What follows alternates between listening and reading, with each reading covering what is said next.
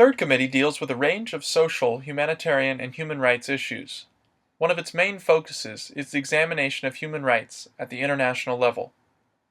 2013 was an eventful year, and the third committee had to take action in some extreme cases like Syria.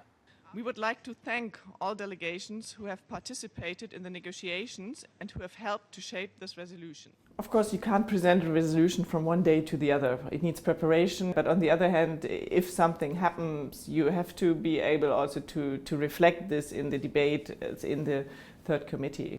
In Syria, violence spiraled out of control.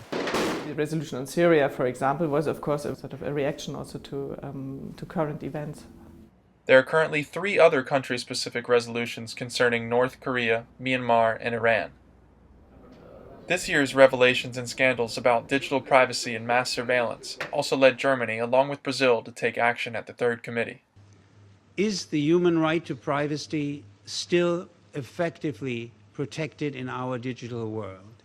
And should everything that is technically feasible also be allowed? The resolution provides much needed guidance in finding answers to these questions. It's a political message that we send out today, not a legal.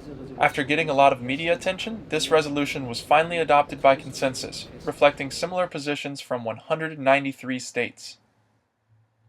But there's a limited amount of time during the official debates in the third committee, and it's dedicated to discuss resolutions. In order to complement discussions within the UN or to raise more controversial topics, the German permanent mission values side events like this LGBT discussion organized by the German youth delegates.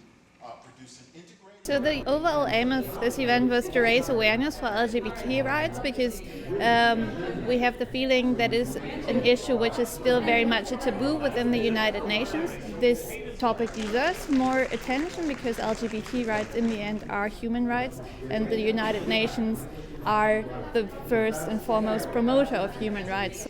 To have that ongoing conversation, to have that ongoing dialogue is important in and of itself because it sustains a momentum, it sustains an attention, and it raises people's awareness about not only what has been done, but what still needs to be done. Resolutions of the third committee aren't legally binding, but they are essential starting points to a greater international collaboration. Thank you, Mr. Chair. We are strong promoters of human rights on a global level. We try to move forward every year in defining what are human rights and strengthening the protection of human rights. There's another thing to it. During these 2 months, the whole world comes together here in New York and discusses human rights. We don't have this anywhere else.